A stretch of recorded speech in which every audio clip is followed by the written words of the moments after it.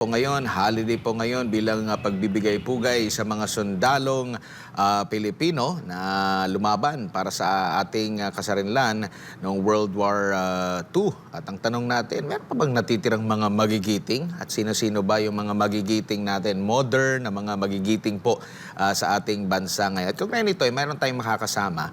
Dati pong overseas Filipino worker sa bansang Iran para magbigay po ng patotoo kaugnay nga po sa kung gaano kagiting si dating Pangulong Rodrigo Duterte lalo na sa kanila ng mga OFW.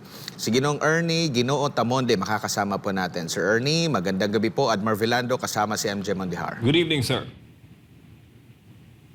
Magandang gabi po sa inyo lahat at sa buong bansa. Magandang gabi po sa inyo lahat. Maraming salamat po at ako po ay nakasama niyo sa inyong gabi. At magandang araw po sa kagitingan. Opo, ano po ang matinding nagawa po sa ilalim po ng administrasyon ni dating Pangulong Rodrigo Duterte, lalo na sa mga OFW at partikular na, lalo po sa iyo na OFW po sa bansang Iran? Ako po, bago po ang lahat gusto ko introduce yung sarili ko. Ako po ay taga Cotabato, Tubong North Cotabato po ako sa Magpet. Ako po yung hinatulan sa Iran ng kamatayan noong 2009. So, bitay po ang sentensya ko noon at sa awa ng Diyos ay nakaligtas ako sa bitay sa kamatayan. 7 months po ako nasa death row sa panahon na yon. 600 po lahat kami nasa death row, lahat po yung nabitay. So, death survivor po ako. So, sa gitna ng bayan na hindi ko kadugo, ako po ay nag-iisa doon, nahaharap sa kamatayan. At sa akin, ang nagawa ng ating Pangulo, siya lang po ang bayani na sumagip para makabalik ako sa Pilipinas. Dumaan po ang mga ilang presidente mula noong 2009, none of them nakapagbigay po sa akin ng kalayaan. So, ang nagawa po ni President Duterte sa akin, talagang as in, natikman ko ang kalayaan dahil sa kanya. So, nandito ako ngayon upang ipagmalaki sa lahat ng milyong-milyong Filipino ang nag-iisang bayani at nag-iisang magiting sa puso ko ang ating presidente na si Duterte. Siya po after 10 years po, dumating po siya. Siya lang po ang nakagawa ng pinalaya ako mula sa Iran at makabalik sa Pilipinas. So, hindi ko ma-imagine ang buhay noon. Nasa death row ako noon, 7 months, grabe. Grabe po ang hirap na dinanas ko. Can you imagine na ang iniisip ko lang sa panahon na yon kung paano ihiwala yung kaluluwa ko sa katawan ko. Dahil sa 7 months, sa 600 kami, unti-unti kami nalalagasan. So hanggang sa dumating ako sa point na hopeless na talaga ako. Kailangan akong pag-asa. Iniisip ko lang talaga paano haharapin ang kamatayan. Dahil witness ako na mga kasamahan ko, kalaro ko lang ngayon ng volleyball. So mamayang gabi, tatawagin na para bitayin. So sa amin, inaantay lang talaga namin yung court order, yung death order kung kailan bitayin. So ngayon, nung dumating ang ating presidente noon, siya po talagang nag-lead kung paano ako makabalik sa Pilipinas. Hinilingid po sa kalaman ng lahat. Ako po ay giswap niya sa 5 Iranian. So, mga Iranian po sa Pilipinas na kakulong, mga diplomat ng iba, high profile. Hindi lang kasi ito, sir, na-expose kasi napaka-sensitive yung mga dinanas, yung kaso. Kasi swapping, grabe, i-sacrifice ng presidente yung 5 para lang makuha ako doon sa Iran. Kaya nangyari, nung nakabalik na ako sa Pilipinas, gusto ko lang manahimik. Meron akong apunting restaurant, namuhay ako ng matahimik. Pero nung dinanas niya ngayon, biglang sumabog ang balita na talagang inaresto siya. dinala doon sa ibang bansa. Ako po yung heart ko na antig siya. Sabi ko, ako dumanas doon sa ibang bansa sa Iran. Kinuha niya ako. Tapos ang nangyari lang sa taong bayani sa puso ko na kumuha sa akin sa Iran, parang binigay lang sa ibang bansa para litisin. Pero sa puso ko talaga, paano nangyari yon? Kasi ang pinaglalaban niya lang, gusto niya tayong ipalaya. Maranasan natin ang kalayaan na galing sa mga kasamaan. So, ang nangyari, ganun po ang naranasan ko sa kanya. Kalayaan ang binigay ni President Duterte sa akin. Tapos ngayon po, kinuha lang siya doon. Kaya, naglakad ako sa street, hindi ko makalimutan yung ginawa niya sa akin, yung paano yung kalayaan na binigay niya sa akin. So, sa mga organizers doon sa street, sabi ko, pwede ba ako magsalita dyan? Kasi, tapos ang partner ko sabi niya, di ba, pagdating mo, ikaw yung tinulungan niya na maibalik sa Pilipinas na pinalaya yung 5 Iranian para ka lang makabalik sa kaya sabi ko it's time na ipakita sa buong mundo. Hindi alam ng buong makaramihan siguro kung gaano ka ganda ang ginawa niya, pero ako po ang isang living testimony na nakaranas ng kalayaan dahil sa ating Pangulo. Kaya sabi ko, labas ako. Sabi ko, ito, siya lang talaga sa lahat ng mga presidente na dumaan, siya lang talaga ang nagpalaya sa akin. So kaya lumabas ako, sumama ko. Kaya ako'y naniniwala na kung nag-iisa ako doon sa Iran, tinulungan niya ako makauwi. Ako naniniwala na pagsama-sama po tayong lahat ng mga Pilipino, kaya natin siyang pabalikin. So isa sa maligasi ko ngayon na kung paano niya ako kinuha sa Iran at ako naniniwala pagsama-sama tayong lahat, kaya po nating pabalikin ang ating tatay. Opo. At kumbaga nabanggit mo nga at hindi lang ikaw, pati yung iba pang mga OFW na talagang hinatulan or merong kinakaharap na mga kaso sa ibang bansa, ang Pilipinas obligado talaga na tumulong, di po ba, no? At ikaw na pabalik dito sa Pilipinas, meron ding ilang mga OFW na natulungan mula death row, hindi na sila nailagay sa death row. Pero itong nangyari kay dating Pangulong Rodrigo Duterte, tayo pa, or hindi pala tayo, yung gobyerno pa ang nagsuko sa kanya. So kumbaga, nagiging ehemplo ba ito dahil sa mahabang panahon talagang kung meron tayong mga kababayan, mag-guilty man siya, na-convict man siya, or meron man siyang kinakaharap na mga kaso, talagang na-highlights yan, pati dito. At kumbaga, pinipressure ang gobyerno na matulungan itong mga kababayan natin. Yet, itong isang leader natin na maraming nagmamahal at sumasang-ayon sa kanyang pamumuno ay basta-basta na lang ay pinagkatiwala sa mga banyaga. Hindi po makatarungan talaga.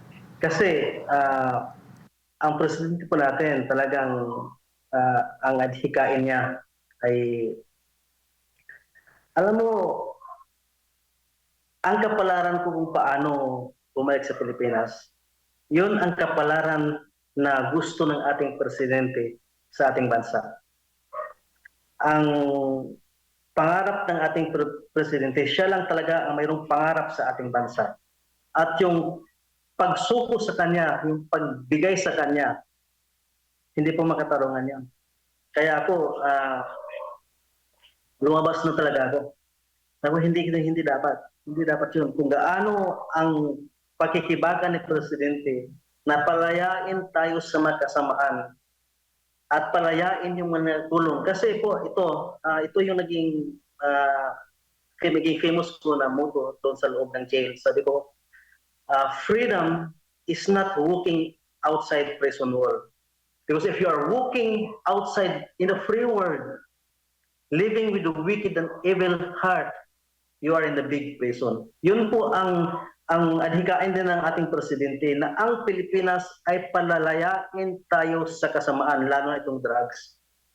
Pero ngayon, ang nangyari ngayon, Hindi eh. Yung mga taong lumalaban para sa future ng ating bansa ay kusa pang binigay.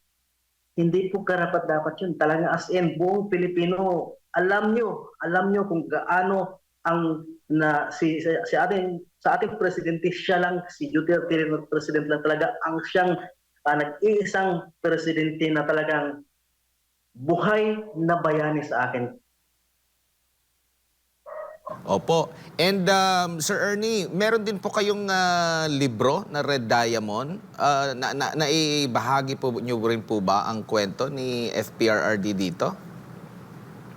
Ah, ang kwento ko po sa kanya para bang sa latest na i-produce ko namin, talagang based to para bang ihandog ko kay Presidente. Kasi yung Red Diamond po, kung paano niya ako niligtas, doon ko na-feel po na ang buhay ko para kay Duterte, kay President Duterte is parang diamond. Doon ko nakita ang halaga ng buhay ko, lalo na nakabalik na ako dito sa Pilipinas. So ang Red Diamond based sa story ko yon, maraming matutunan ng mga tao doon kung paano sa personal na journey nila sa buhay. Ah, ang naging inspirasyon ko talaga to ay na-launch kasi yon sa time 2018 sa panahon na yon na ang Red Diamond ay ang buhay po natin. Ngayon kung ako magsalita po, ang buhay ng ating Pangulo, parang diamond yan eh. Pero sa gitna ng kahalagahan niya sa puso ng ating mga kababayan, sa puso mo at sa puso ko, parang hininging madugo. Kaya ang Red Diamond, yung buhay na may future sana, pero grabe ang dinanas. Kaya po ang essence ng Red Diamond. Opo, yung libro ko po na yun, maganda po na dami pong matutunan ng mga sulat. Doon ko po sinulat sa loob ng jail. Opo. And Sir Ernie, isa lang po kayo sa napakaraming mga OFWs na talagang grabe ang suporta kay former President Rodrigo Duterte. At kitang-kita Opo. naman natin ito during sa pagtitipon, no? Last na pagpunta niya sa abroad ay itong doon sa Hong Kong na talagang emosyonal yung ating mga kababayan, dinumog, dinagsa yung venue sa loob at labas ng venue, and yung nakalipas na kaarawan ng dating Pangulo na hindi lang Pilipinas, mga supporter dito sa Pilipinas, maging sa iba't ibang bahagi mundo, ang mga overseas Filipinos ay talagang lumabas at nagpahayag ng kanilang pagsuporta, hindi lang during sa kanyang kaarawan, maging nung after na siya ay nailipad papuntang sa The Hague, Netherlands, bring him home ang panawagan ng ating mga kababayan. So, kumbaga, hindi lamang ito, ikaw ang natulungan ng dating Pangulo. At ito'y patunay, Sir Ernie, na grabe ang impact na nagawa ni FPRRD at sinusuklian lang ito ngayon ng mga OFW. Opo, sa akin, ang ginawa ko rin talaga po ay ito po yung ganti ko na ito po yung tatay ko.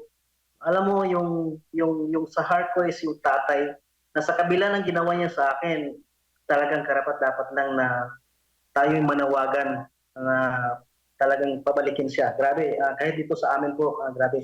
Ah, para bang, alam mo yung sir, para bang sa buong buhay mo na kahit nakakain ka ng breakfast mo, lunch mo, alam mo parang nayayanig yung isipan at puso mo. Kasi ah, yung nagawa ng tao sa buhay, ako pinipersonalize ko na po talaga eh. Yung nagawa niya sa buhay ko talaga as in, hindi po dapat karapat-dapat na gumanti, na iganti lang sa kanya ng basta't ibigay lang doon. Mayroon po talaga siyang legacy na dapat talaga ipakita natin. Kaya sa mga OFW, kapag OFW, tulungan natin. Labas kayo, ipakita nyo na ang puso ng ating Pangulo ay talagang makabayan, talagang para sa atin yung pinapahalagan niyang buhay. Sino Yes po. basta-basta yung ginawa sa akin, hindi na expose yun, sir, kasi i-swap niya ang 5 Iranian. So ganun siya ka-sacrifice para bang nawala yung anak niya na isa, iniwan yung kinalimutan yung lahat-lahat para lang masiba ko. Yun ang feeling ko. Alam mo yun? Hi sir, si MJ po ito. Tapos, sundan ko lang po yung sinabi niyo sir na pinagpalit po kayo sa 5 Iranians para po kayo ay makalaya. Tapos, pinaparatangan po si FPRD na mamamatay tao, crimes against humanity daw, EJK daw. Ano masasabi mo diyan sir? Sa akin po, positive ang tingin ko diyan. Alam mo, sa mga nakausap ko, sabi ko, kung may halimbawa, kung mayroon kayong mga kamag-anak na nadamay, hindi si Presidente ang sisihin nyo. Ang sisihin nyo pa rin yung roots, yung drugs eh. Hindi, parang yun talaga ang pinakabutulan kung bakit namatay yung mga, kung may nadamay, parang gano'n. Hindi agent yun, hindi gawa ni Presidente yun. Gawain yung pinaka-roots, yung drugs. So kung mayroon namang AJK nangyari, hindi si Presidente kundi yung drugs talaga. Yun ang nature ng drugs ang gumawa ng AJK. Wala, pero sinave niya ang buhay ng maraming tao. Kitang-kita naman ang lahat-lahat yun na kung paano nung sa panahon niya ligtas ang millions of Filipino. Hindi po, talagang kung real talk lang pag-usapan natin doon. Ito, mayroon akong sasabihin pero ito lang ang about sa human rights, okay? Kasi pinahalaga nila yung anong human rights. Pero sa akin po, magagalit na sila pero lumabas naman ako. Hindi po, para bang ang human rights disguise sa likod ng evil rights. Hindi nila pinahalagan. Si Duterte lang talaga ang mayroong totoong human rights. Can you imagine, you are talking about human rights, you are defending the criminals who killed millions of lives. And then kung mayroon man talaga ang gumawa ng EJK, hindi si Presidente po, itong human rights lang gumawa ng EJK. Sa totoo lang kasi, hinayaan nila ang drugs na masira, mamatay ang mga kabataan. So wala ako nakitang EJK. Kung mayroon man ng EJK, sir, itong natures of drugs. Apo, sir, huli pong bilin ni FPRD, meron siyang siyam na ngayon naging 10 na, no, na gustong maging senador bilang isa po sa mga natulungan ng dating presidente. Ano po ang panawagan ninyo sir, lalo pat ilang araw na lang ay May 12 elections na po. Ito po, ako sir, tatay ko si Digong. Maging selfish na ako yun sa buong Pilipino sulok. Pero tatay ko si Tatay Digong. Ito yun eh. Ako, grabe ang respect ko. It's time na lahat ng mga sumisigaw na bring him home. We have to put our words into action. Sa ngayong halalan ko, maging wise na po tayo, suportahan po natin. Alam mo, mayroong ako, suportahan ko yung naka-line up ni Tatay Digong. Alam mo, ito pakita na natin bilang Pilipino kung paano tayo mag-respeto at suportahan ng ating tatay. Ako, alam po tayo mga Pilipino, family-oriented. So, hinihikayat ko sa lahat po talaga na alam mo, kung magkaisa lang tayo, buong puso nating gampanan ng ating tungkulin na bumuto ng tama. Piliin ang pinunong may tapang, may tunay na malasakit sa sambayanang Pilipino. Enough na po yun. Matagal-tagal pa, hindi natin alam kung kailan darating pa ang ating Pangulo. Ang tanong ko sa taong bayan, kasama pa ba natin kayo na manawagan para sa kanyang pagbabalik? Ito po yung nasa line-up niya ngayon. Enough na po ito para ipakita sa ating bayan ang totoong may puso para maglingkod sa bayan. Opo. Sir Ernie, ano naman po ang inyo pong masasabi dito po sa mga paglabas din ng mga overseas Filipino workers? Dapat ba silang tumigil na sa kanilang pagpapahayag ng suporta? or tuloy-tuloy lang hanggang sa makabalik ang dating Pangulo dahil grabe din yung kanilang mga sakripisyo po na ginagawa. Halimbawa na lang doon po sa The Netherlands, no, nung naihatid na doon ang dating Pangulo, talaga naman sinadya pa ng ating mga kababayan mula sa iba't ibang bahagi ng Europa, yung ating mga kababayan. At siguro bilang panghuli, paalala nyo na lang or mensahe nyo po sa sambayan ng mga Pilipino na minsan takot magpahayag ng kanilang saloobin, tahimik pa sila, nasa kaloob-looban lang nila ang pagsuporta dito sa dating Pangulo. At anong kalagahan sa pag-voice out nitong pagpapahayag ng suporta na ito, Ka-Arnie? Ako po, hindi ako titigil.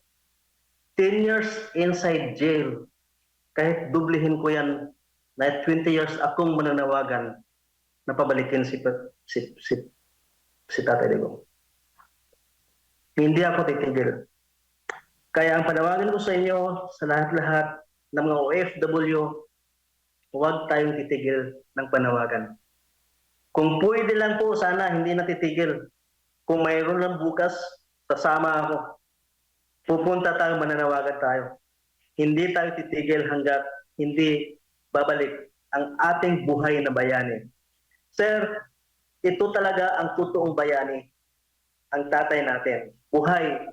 Huwag kasi tayo nasanay tayo sa mga Pilipino noon na ang bayani natin, pinapahalagahan natin nung tapos na yung buhay nila. Pero ang totoong bayani habang buhay pa, ibigay natin ang the best para sa atin. Kasi nag-iisa lang ang Tatay Digong talaga sa totoo lang. Real talk to, sa totoo lang na lahat naman naging presidente, siya lang talaga ang naging bayani. So ngayon, tigilan ba natin yung panawagan? Tigilan ba natin yung pagsuporta mula sa puso natin para sa kanya? Hindi po tayo titigil. 10 years ako nag-aantay ng jail, sir. Kaya kong dublihin ng another 10 years lang na sa panawagan para lang sa ibalik. Sir Ernie, dagang salamat sa imong oras o higayon. Sa ulitin po, ingat po kayo. Thank you, sir. Yung books ko po, dedicated ko to kay Presidente yung Red Diamond. So magpa-reproduce pa ako. Ang ganda po dito, talagang itong books ko na Red Diamond talaga as in para to sa kanya. Na lungkot lang talaga ko, ang sakit talaga sa kalooban ko, sir, na yung taong siyang nagligtas sa akin ay siya naman ang para bang, kanya imagine, parang feeling ko kung 5 Iranian ang pinalit sa akin, nag-iisang ako doon, para bang feeling ko ang 5 taong parang 5 tao yung nagsipa sa kanya, hinuli para dalhin doon sa labas. Grabe, hindi karapat-dapat. Maawa naman kayo, tayo mga Filipino, maawa na tayo. Alam po natin yung kung sino sa 6 years po na pamumuno. Wala ako dito noon. Nung nag-start, nakarating ako, hindi ko siya na-enjoy yung pamilya kasi pandemic na. Pero maawa na po tayo sa bayan natin. Maawa tayo sa bayan natin. Kung pwede lang, pabalikin natin siya para mamuno ulit ng presidente. Bakit hindi? Bakit hindi? Opo, maraming salamat, sir. Sa ulitin po, ingat po kayo. Thank you po. Maraming salamat si Ginoong Ernie Ginoo Tamonde.